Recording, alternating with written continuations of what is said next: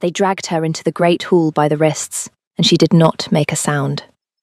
The two guards on either side of her were twice her size, and they walked too fast on purpose, the way men do when they want a small woman to stumble for the entertainment of the court. She did not stumble. She kept her chin level and her eyes forward, and let her bare feet find the stone between the rushes. Blood from a split lip had dried at the corner of her mouth. She had not wiped it away. The guards threw her down at the foot of the carved wolf throne, and the chains at her wrists rang once against the flagstones, and the great hall, which a moment before had been roaring with the business of a king's morning court, went quiet. Halvar of the Iron Reach, Alpha King of the Northern Marches, had been listening to a grain dispute. He stopped listening. His wolf moved first. It always did. A low pull behind his sternum, sudden and silent, like a hand closing on the back of his neck. He had felt that pull twice in his life. Once when his father died, and once on the morning the hollow ledger had begun to thin. He had not felt it like this. This was not loss. This was a tension. He set his goblet down on the arm of the throne with great care, because if he had set it down quickly, he would have broken it. "What is the charge?" His voice did not rise. It did not have to. 3 centuries of granite halls had been built to carry it. The mistress of the pantry, Lady Island of the Cold River Hold, glided forward from the petitioner's line in a gown the colour of spoiled wine. She had been waiting all morning for this moment, and her smile said so. "Theft, Your Grace," she said, and inclined her head with the sort of courtesy that was a small ceremonial knife. "From the royal stores. Caught at dawn with the door of the under kitchens open behind her and her arms full. The guards have already sworn to it. By pack law, the punishment is the loss of the offending hand." A murmur ran the length of the hall. Halvar did not look at Island. He was looking at the woman on the floor. She was thin in the way of someone who had been thin for a long time. Her hair was the colour of wet birch bark, bound back in a braid that had come loose at the temple. She wore a servant's brown wool, mended at the elbow by a hand that had not had time to do it well. She was 22 winters at most, and she had the stillness of a woman 3 times that age. She was not afraid of him. That, more than the pull behind his sternum, was what stopped Halvar's breath. He had been the Alpha King for 4 years. He had inherited a kingdom in famine, and a curse he could not name. Every petitioner who knelt at his throne knelt with their eyes on the floor, because to meet a king's gaze without permission was a death some Alphas chose to give. She was kneeling because the guards had put her there. Her eyes were on him. "Stand up," he said. She stood, slowly. The chains slid down her forearms. "Your name?" "Linnea, Your Grace. Of no house." "Of no house," he repeated, as if testing the shape of the lie. "And what did you take from my stores, Linnea of no house?" "Bread," she said. 6 loaves, a wheel of hard cheese, a jar of bone broth from the long shelf, 2 strings of dried apple." She did not lower her eyes. "I would have taken more, but the broth was heavy." Lady Island's smile sharpened. "She admits it, Your Grace. Plainly. Hand the verdict, and the morning may move on." Halvar did not look at her. "And what did you do with the bread, Linnea of no house?" The hall went very, very still. It was not the question Island had prepared for. It was not the question anyone had prepared for. The accused did not, as a rule, get asked what they had done with the stolen goods. The accused got asked whether they were guilty, and then they were marked, and then the court moved on to the next dispute. Linnea looked at him for one long heartbeat, and Halvar saw, in that heartbeat, that she was deciding whether to lie. She decided not to. "I fed it to your pups, Your Grace," she said. "The orphan war pups in the lower levy. The ones whose mothers died in the wasting last winter." There are 19 of them in the hollow quarter. They had not eaten in 4 days. A sound went through the hall that was not a murmur. It was something more silent than that. The sound of 300 wolves remembering at the same instant that there were 19 orphan pups in the lower levee, and nobody had spoken of them in any council Halvar had sat through. Halvar's hand on the goblet did not tremble. He had not allowed his hand to tremble in front of court for 4 years, and he was not going to start. But something behind his ribs trembled, and his wolf, which he had thought fully muzzled by exhaustion, lifted its head and looked at the woman on the flagstones with an attention that bordered on devotion. 4 days, he said. 4 days, Your Grace. And the under kitchens were open. The bolt was drawn, Your Grace. I did not break the door. He turned his head slowly toward Island. The mistress of the pantry's smile had gone glassy. Your Grace, the under kitchens are kept under bolt by my own steward. If she found them open, it was because she— You will not speak, Halvar said, until I ask you to. The hall held its breath. Island's painted mouth closed. He came down off the throne. It was not the way kings descended from thrones. Kings descended slowly, ceremonially, with attendants. Halvar walked down the 7 steps the way a man walks across his own kitchen, and he stopped 2 paces from Linnea, and he looked at her face. She still did not look away. He had not been looked at in 4 years. He had been bowed to, knelt to, presented to, killed for, but not looked at. He felt the look behind his sternum, the way another man might feel a knife. It did not hurt. That was the strange thing. It did not hurt at all. The charge of theft against this woman is dismissed, he said. Eland made a sound. It was very small. Halvar ignored her. She is charged instead with a single new offence, he said. Failure to bring news of starving pups to her king. The penalty for this offence is that she will return tomorrow at dawn and report to me directly on every other thing my court has failed to tell me. She will eat at my table while she does it. She will not be touched by my guards, by my stewards, or by any wolf in this hall, on pain of my personal displeasure. Have I been clear? There was no answer. No one had ever needed to answer that question. Have I been clear? Yes, Your Grace, said the captain of the guard, and the words ran the length of the hall like a rope being hauled tight. Halvar looked at Linnea 1 moment longer. Strike her chains. The smith was sent for. The chains came off. Linnea rubbed her wrists once, slowly, and the bruising under the iron was older than this morning. He saw it. He filed it away. He turned, and he went back up the 7 steps to his throne, and he did not look at Islander as he passed her. He did not need to. The whole hall had seen the angle of his shoulders.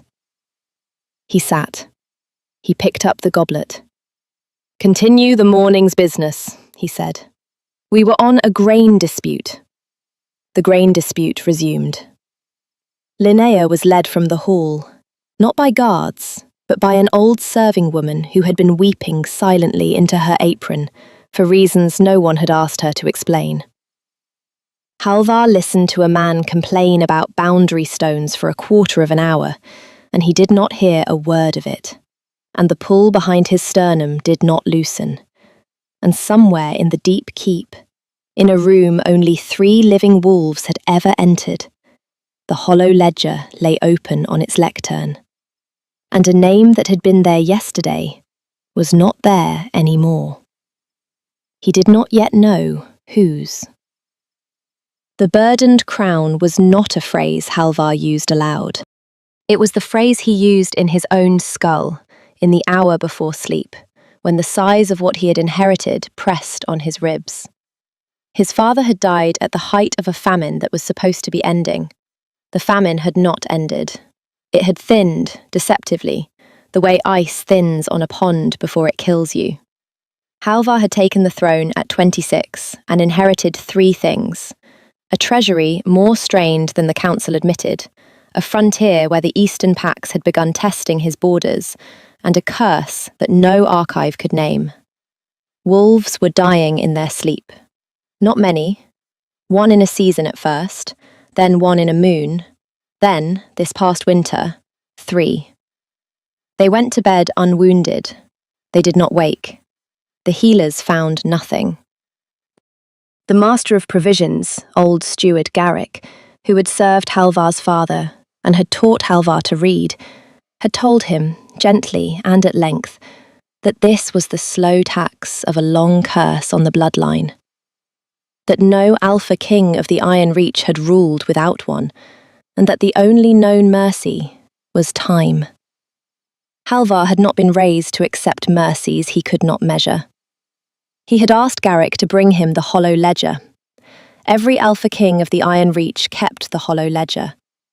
It was bound in black leather, and the leather was older than the kingdom. Inside, in a hand that changed each century, was written the name of every wolf under the king's protection. Each name was bound to its bearer by the old magics, the way a wedding ring was bound to a marriage. When a wolf died, the name faded from the ledger by the next dawn, softly, like ink being slowly drunk by paper. Halvar had begun reading the ledger every night. At first, he had read it to learn his pack. Then he had read it because the names were going faster than they should. He was reading it now. The lectern stood in his private library, 3 turns of stair below the throne hall, in a chamber whose only key hung on a chain around his throat. A single lamp burned. The names of his people ran in narrow columns down the long pages, and Halvar's finger moved down them, slow as a man counting bones. He came to the 3rd column on the left page, and he stopped. Old Bregga, wet nurse to 2 generations of war pups. He had spoken to her 3 days ago. Her name was the grey of paper. The ink was already gone. He stood for a long time without moving. Then he reached up to the chain at his throat and took the key off it and slid it back into the lock of the cabinet where the ledger lived, and he closed the cabinet, and he went up the 3 flights of stair, and he sent for Steward Garrick. He did not send for him to ask why the orphan pups had not been fed. He had not yet thought of the pups. He sent for him to ask why old Bregga had been alive on Tuesday and gone before Wednesday's dawn. Garrick came. Garrick was a thin, neat man of 60 winters, with hair the colour of wet stone and eyes that had taught a generation of princes to write their first letters. He took Halvar's hands when he entered, the way an old tutor takes the hands of a boy he has watched grow into something difficult.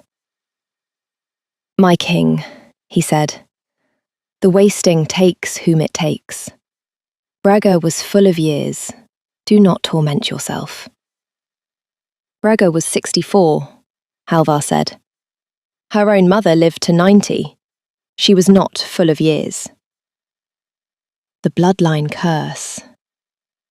Why does it strike old wet nurses, Garrick? Tell me how a curse on my bloodline kills a woman who is not of my blood. Garrick's eyes were patient. They were always patient. "Your protection extends beyond your blood, my king. The ledger holds the whole pack. The cost of the curse is paid by the pack." It was, Halvar thought, a very good answer. It was a very good answer, because he had already half believed it. Garrick had been giving him very good answers for 4 years. He said nothing else. He let Garrick take his leave. He went to his window and looked out at the hollow quarter, the lower levee where the orphan war pups slept, and he had no idea, yet, that they had not eaten in 4 days. He thought, instead, of a woman who had looked at him without permission and had not looked away. Linnea returned at dawn.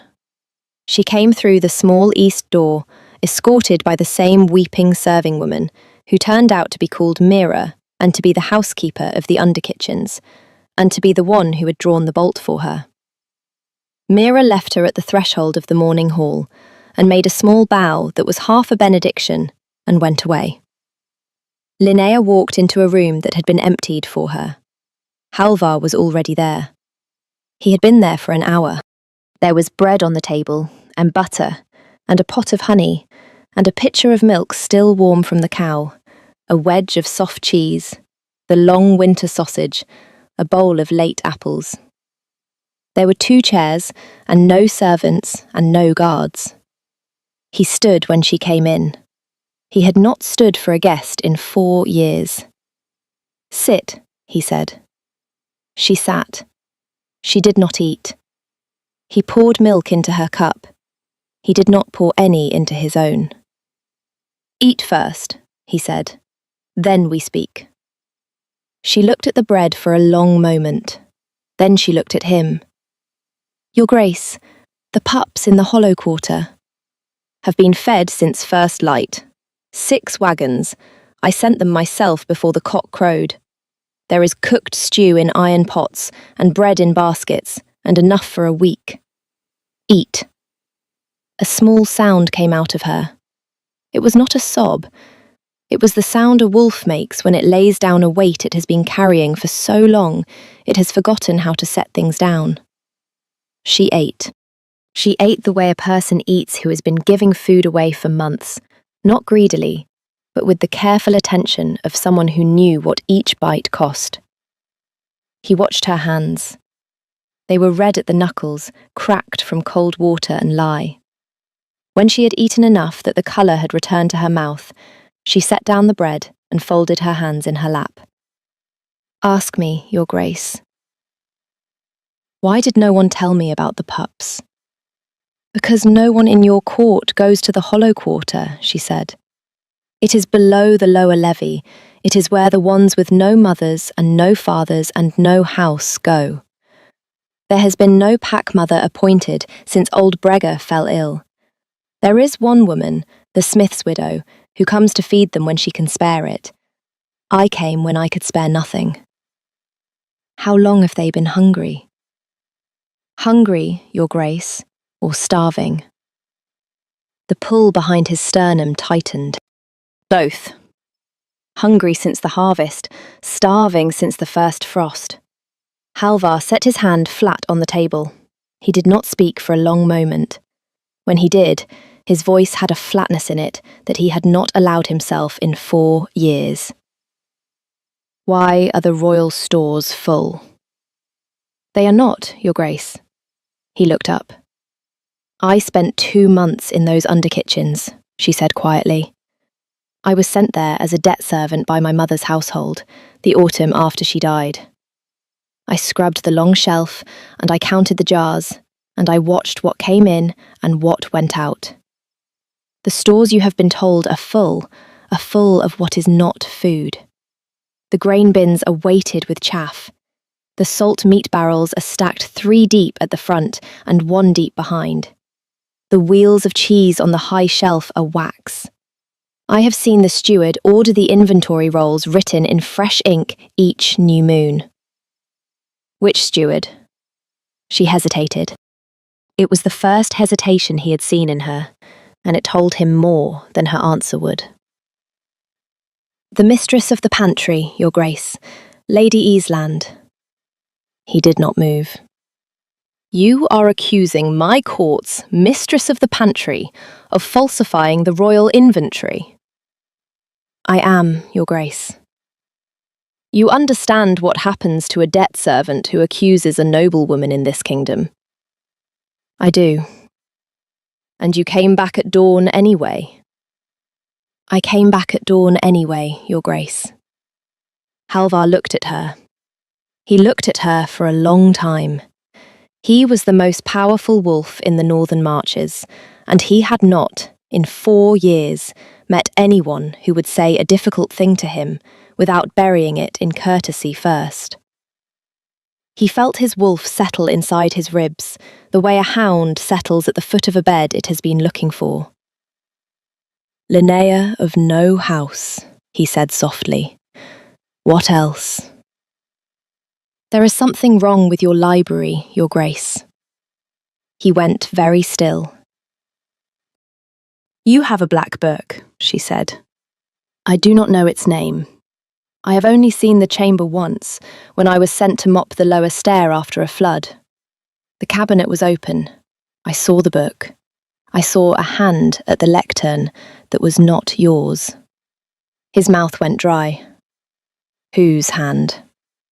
I could not see, but the hand was writing in the book, Your Grace. It was crossing names out. He did not bring her to the library that night. He brought her to the library at the hour before dawn, 3 days later, after he had watched Garrick at every meal, after he had watched Elander at every council, after he had quietly asked the captain of his guard, a woman named Bryn, of the wolf line of his mother, to count the bolts on the under-kitchen doors and report only to him. Bryn had counted them. There were 2 bolts. One was Islander's. The other was a bolt Halvar had never been told existed. It hung outside the steward's door, Garrick's door. Halvar took Linnea down into the library at the hour before dawn. He brought a single lamp. He brought the chain from his throat. He unlocked the cabinet. He set the hollow ledger on its lectern, and he opened it. Tell me what you see.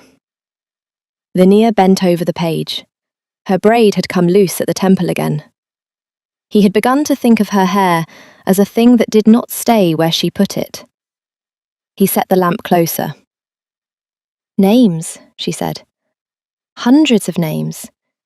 They are not all the same age. Some of the ink is old, some is... She stopped. Some is what? Some is wet, Your Grace. He looked. A single line, halfway down the right-hand page. The name beside it was Aldis, second daughter of the smith of the Hollow Quarter. 6 years old. The strike through her name was crossed in ink that had not yet dried. Halvar did not breathe. The hollow ledger had recorded death for 300 years. The names faded on their own, gently, drunk into the paper by the slow magics. They did not get crossed out by a hand. He had not, in 4 years of reading the ledger, seen a single name struck through.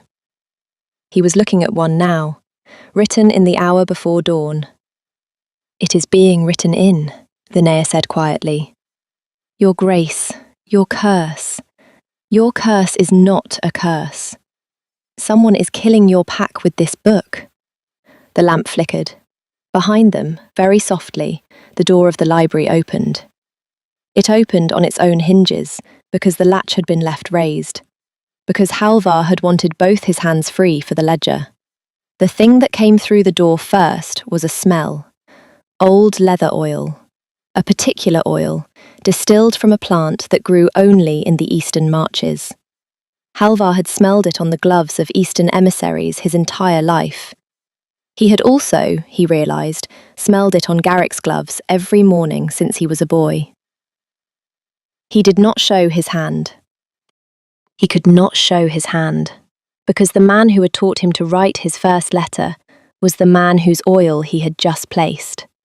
And Halvar, who was 26 and drowning in a kingdom and had loved Garrick like a father since his own father had died, could not yet make himself believe it.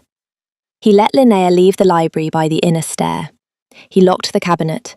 He closed the ledger inside it. He went up to the throne hall and called a small council, and he watched Garrick's face at the council.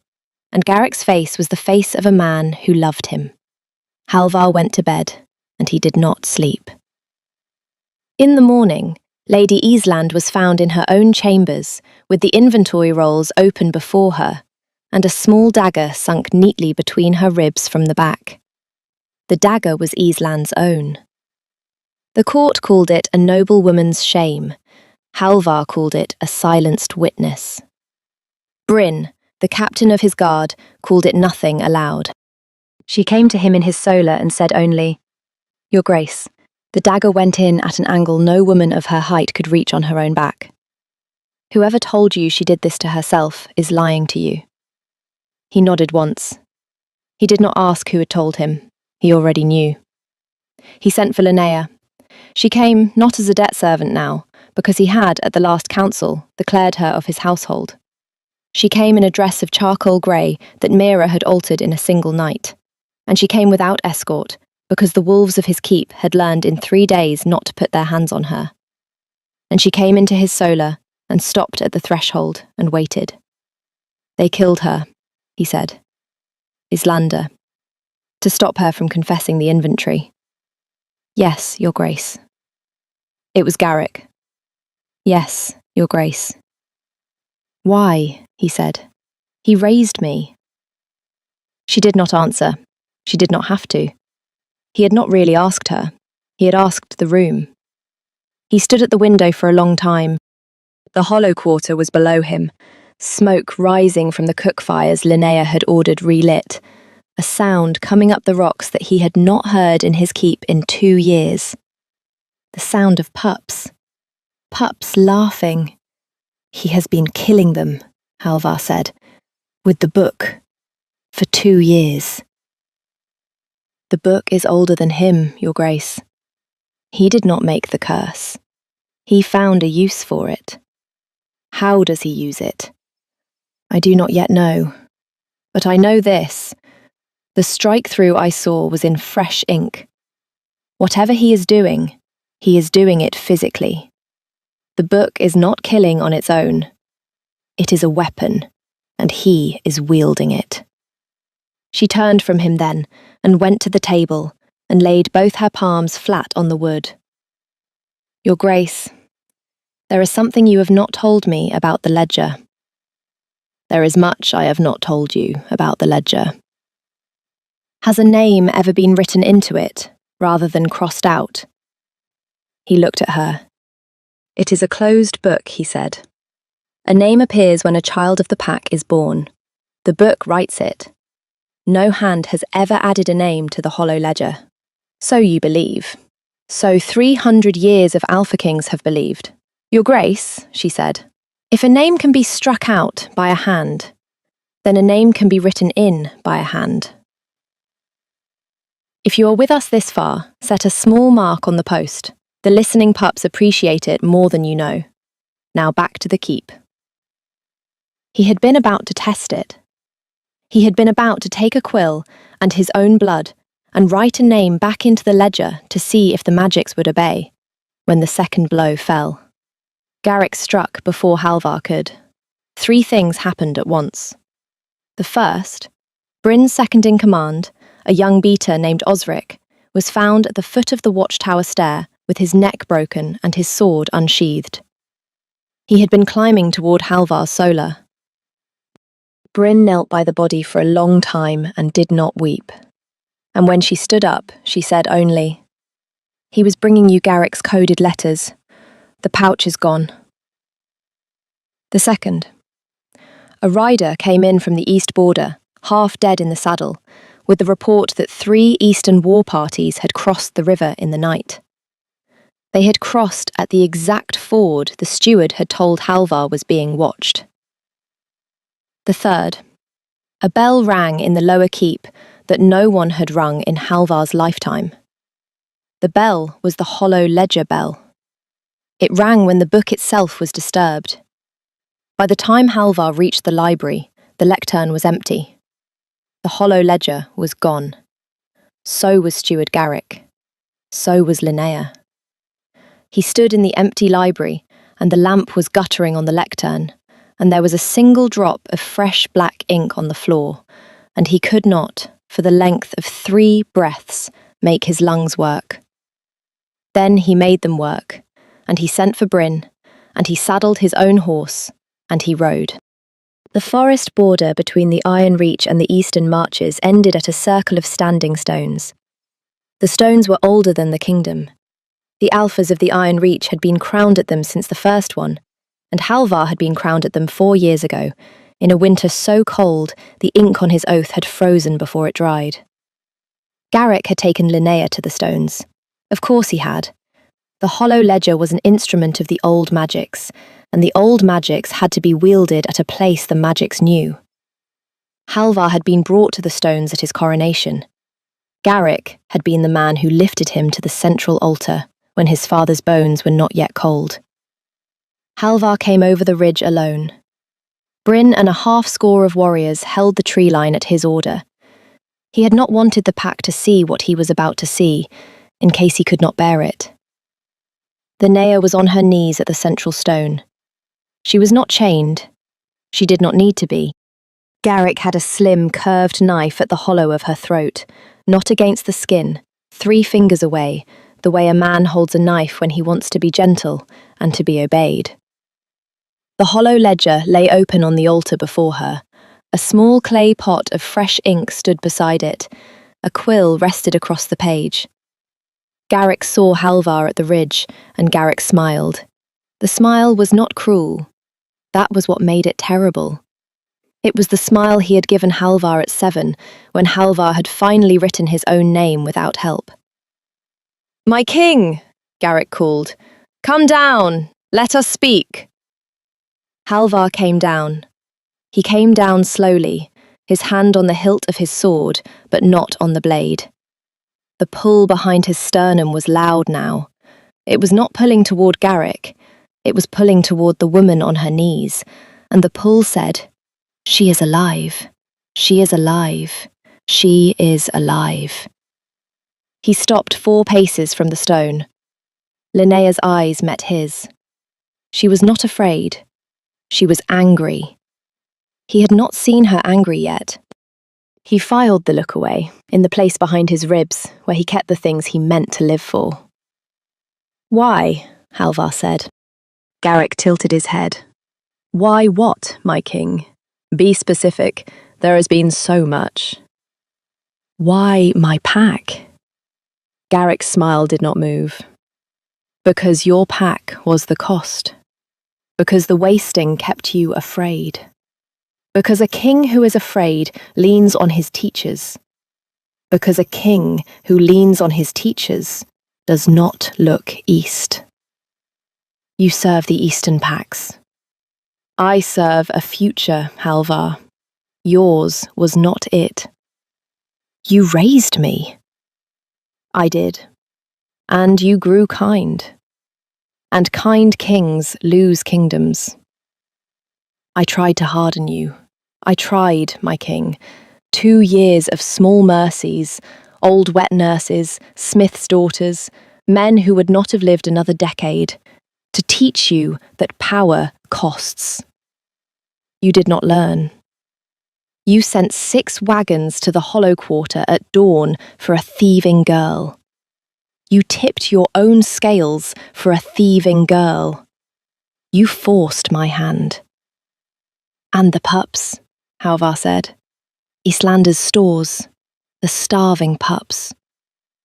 "Islander was a lever," Garrick said, almost regretfully. "She kept the stores thin so that the pack's hunger pressed on you. She did not know about the ledger. She would not have approved." He shrugged. "She approved of very little." Linnea, on her knees, had not moved. Her eyes were on the open page. She said, very quietly, "He is going to write your name, Halvar." It was the first time she had used his name. He felt it land like a hand on his chest. Garrick's eyes flicked to her. "Quiet." "He has the quill ready," she said. "He has fresh ink. The knife is the threat. The book is the kill. If he writes your name, the magics will take it before dawn. He has done it to 19 wolves in 2 years. I saw it last night. The strike-through was wet." Garrick smiled again. "The clever girl. I will miss her." He drew the knife back from her throat to write. That was his mistake. Linnea moved. She did not go for Garrick. She went for the book. She lunged across the altar and slammed her palm flat onto the open page, and her palm came up bloody. She had cut it on the quill nib in the same movement, fast and deliberate, a debt servant's trick of opening a hand on a sharp thing without flinching. And she dragged her bloody palm down the page. A name appeared under her hand. It was not crossed out. It was written in. It said, Halvar of the Iron Reach. The air went out of the clearing. Garrick's smile broke. What have you? You said a hand could cross a name out, Linnea said. Her voice was shaking now, finally, but not with fear, with effort. I said a hand could write one in. He had no name in your book, Garrick. The Alphas of the Iron Reach were never bound to the ledger. They were the ones who held it. He was outside its reach. And you have been writing names in the spaces around him, and now... She pressed her bleeding palm down harder. Now he is in it, with the rest of his pack, with every wolf you have killed. And the magics know whose hand wrote him in. The hollow ledger trembled. Halvar felt it through his boots. He felt it through the flagstones a quarter mile away. The pull behind his sternum surged, and his wolf rose to the surface, eyes shifting copper, claws lengthening. For the first time since the morning of his coronation, his wolf rose without his permission, and he let it. He moved. He moved between Garrick and Linnea before the old steward could finish raising the knife. The knife came in. Halvar took it on the forearm, deliberately, because he wanted it out of Garrick's hand and away from Linnea's throat. The blade slid along his bone and stopped at the elbow. He closed his hand around Garrick's wrist and broke it. Garrick screamed. It was a small sound, and an old man's sound, and it broke something in Halvar that he had not known was still whole. Linnea was speaking to the book. Halvar did not understand the words. They were old. Older than Garrick, older than the kingdom, older than the stones. And he understood, in a flash of cold knowing, that Linnea of No House was not of no house at all. That the smith's widow who had fed her, the mother whose household had sent her into debt service, the brown wool and the cracked hands, had hidden something that had been waiting for this hour. Frost was crawling up her arm. It was crawling from her bloody palm, up her wrist, up the inside of her elbow, white as bone. Her breath was coming short. The cost, the curse, the magics, the binding that had let Garrick kill was fighting to survive. It was trying to take her with it. She did not let go of the page. Linnea, Halvar said, and his voice cracked. Hold him, she said. Just hold him. The book is choosing. The frost reached her shoulder. She made a sound that was almost a laugh, almost a sob. The sound of a woman who had carried hunger for a year, and was carrying this too, and would not put it down. Halvar held Garrick by the broken wrist and could not look away from her. The hollow ledger flared, every name in it lit briefly like a candle catching. The struck-through names, 19 of them, burned brightest. And then the strikes themselves burned away, the lines crossing out the names dissolving into smoke. The names underneath stood whole again. Paper, not living wolves. He understood that. The dead would not return. But the curse that had killed them was unwriting itself. And under Halvar's bloodied name, written in Linnea's hand, a second line appeared on its own. Linnea of the Old Hearth, her real house. She fell. Halvar caught her before her shoulder struck the altar. Her palm was still on the page. The frost was already retreating, already pulling back down her arm, the cost paid and accepted. Behind them, Bryn and her warriors broke from the tree line, and they took Garrick, gently, almost reverently, the way you take a man who has been a teacher, and they bound him at the wrists, and they did not meet his eyes. The hollow ledger lay open on the altar between Halvar and the woman in his arms. It was no longer hollow. If you have been with us through this, Leave a single word in the comments. The name of one wolf you would write back into a book. We will read them. Now, the last of it. He did not kiss her at the altar.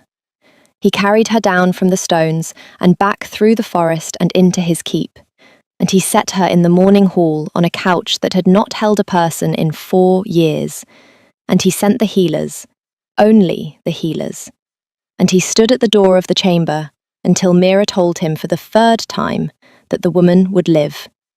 And only then did he sit down on the floor of the corridor outside her door and put his head in his hands and breathe. Garrick was held in a stone room 3 floors below the throne hall. Bryn sat outside it. Halvar would speak to him. Eventually. Not yet. The court that had watched a thieving girl be dragged in by the wrists 9 days ago, gathered in the great hall in the hour after dusk. It gathered because Halvar had ordered it to. It gathered because rumour had come down from the standing stones the way rumour always came down from those stones, which is to say faster than any rider. He stepped down from the throne for the 2nd time in 9 days.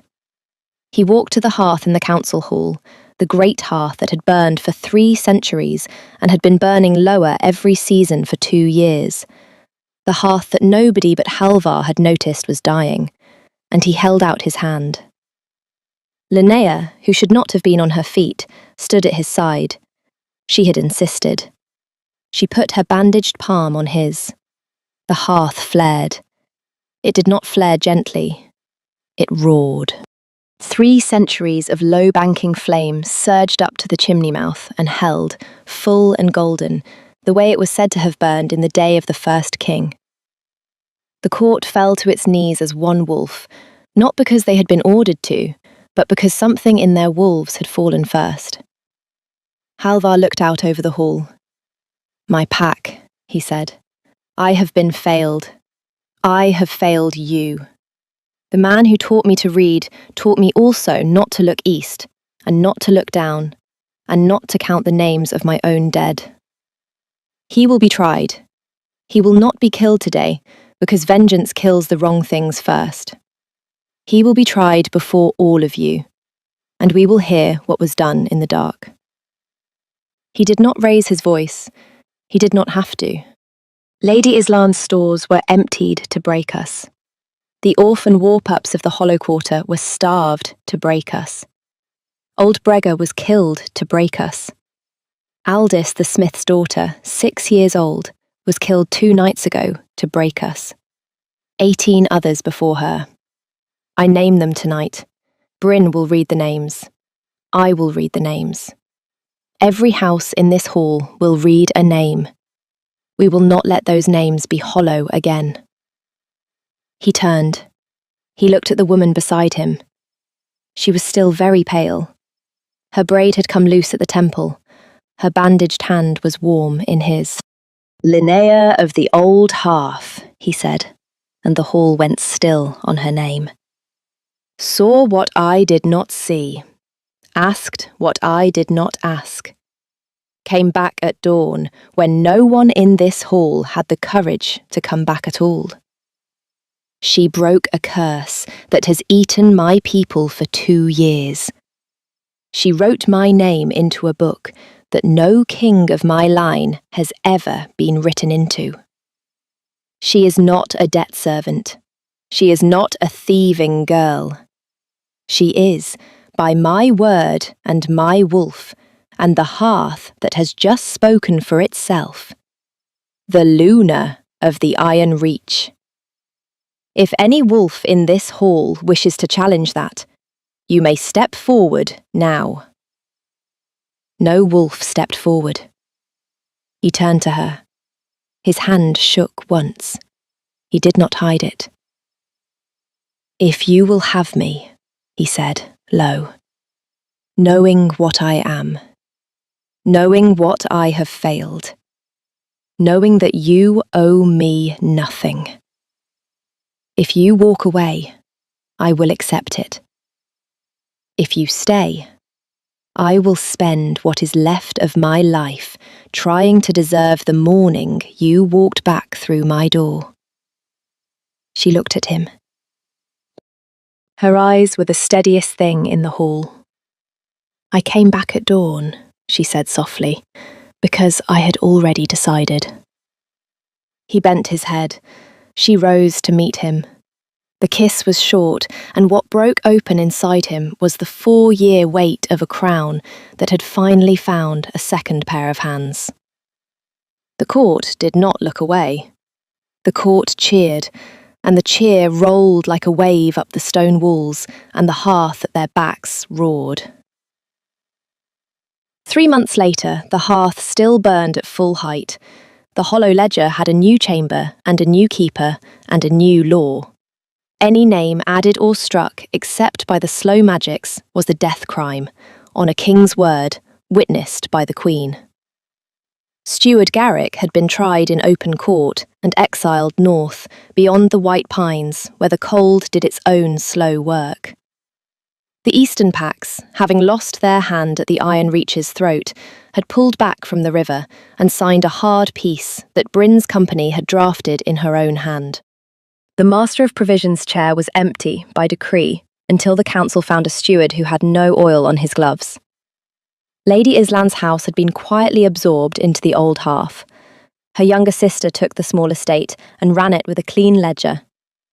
The orphan war-pups of the Hollow Quarter had a pack mother now, a fierce, small woman named Mira, who had once drawn a bolt for a thieving girl, and who had been given the title in the same ceremony at which a Luna had been crowned.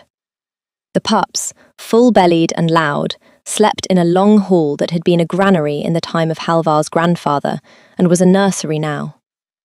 Linnea read them their names from a small book of her own at every dusk. None of them had ever lost a name in their sleep. None ever would.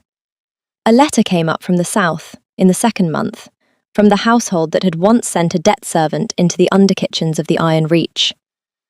It was an apology, of a sort. It ran 2 pages. It grovelled. It begged consideration. It addressed her as Your Grace, which she was, and as Lady, which she was, and as Linnea, which she had always been. She read it once. She set it on the hearth. She did not, in the end, burn it. She put it in a drawer. That night, Halvar found her at the great hearth in the council hall, alone, her hand at the small of her back where the scar from Garrick's knife was healing slowly. He came up behind her and did not touch her. He stood at the regulation 3 paces and waited until she turned. "Tell me a thing," he said. "I have wondered." "Anything." "That morning, at my throne, when you told me what you had done with the bread. You decided whether to lie. I saw it. Why did you choose the truth?" She thought for a moment. "Because you asked," she said. No king had asked in 4 years what I had done with the bread. You asked. I thought if I lied to a king who asked, I would deserve to lose the hand. He let out a slow breath. He looked at the hearth. It burned full and gold. "Linnea of the old hearth," he said. "Halvar of the Iron Reach." "Stay." "I came back at dawn," she said. "I am not going anywhere." The fire popped once, gently, in the long hush of the hall, and somewhere below them, in the lower levee, 19 war-pups slept, full-bellied, named, and held. If this story moved you, leave a comment with the name of one wolf you would have written back into the book. Tell us where you were listening from tonight. And if you want more stories like this one, subscribe. There is another one waiting at the next dusk, and you should not have to find it alone.